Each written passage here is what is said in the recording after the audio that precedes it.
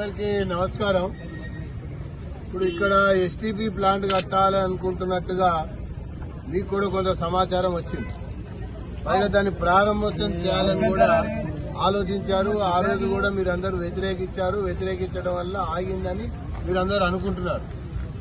కానీ దాన్ని ఏ రకంగా అయినా సరే మొదలు పెట్టాలన్నది ప్రభుత్వం యొక్క ఆలోచన, ఈ సివరేజ్ బోర్డు యొక్క ఆలోచన.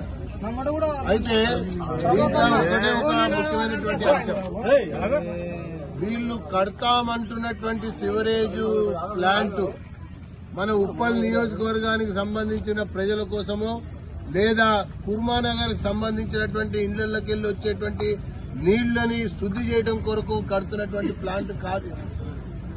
ఈ చుట్టుపక్కల ఉన్నటువంటి ఇతర ఏరియాల నుంచి తీసుకొచ్చేటువంటి మురికి నీరుని ఇక్కడ తీసుకురావాలని చెప్పి చూస్తున్నారు. అది కూడా ఎట్లా, ఒకవైపున నీరు పల్ల మెరుగు అని లోకమంతా చెప్తుంది. పల్లం ఎట్టున్నది అంటే స్లోప్ ఎట్టున్నది, అడిదిక్కున్నది, అడిదిక్కున్నది స్లోపు. మూసీ కాలువ కూడా అడిదిక్కు పారుతా ఉన్నది. కానీ వీళ్ళు కాంట్రాక్టర్ల కోసం, ఈ అధికారులు కమిషన్ల కోసం ఆ యొక్క ఎస్టీపీకి సంబంధించినటువంటిది ఇక్కడ కట్టకుండా ఆ కాలువ దగ్గర కడితే అది 25-30 కోట్లలో అయిపోతుంది.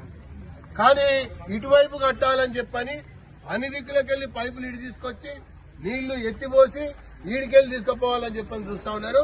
దీనివల్ల 3 రెట్లు ఎక్కువ ధర పెరిగేటువంటి అవకాశం ఉంది. కాబట్టి ఆ యొక్క ప్రాజెక్టు ధర తగ్గాలి, ఎస్టీపీ కట్టాలంటే అక్కడనే అనువైన ప్రదేశం అని చెప్పని నేను చాలా స్పష్టంగా పేర్కొంటా ఉన్నాను. దాంతో పాటుగా ఇక్కడ రికార్డు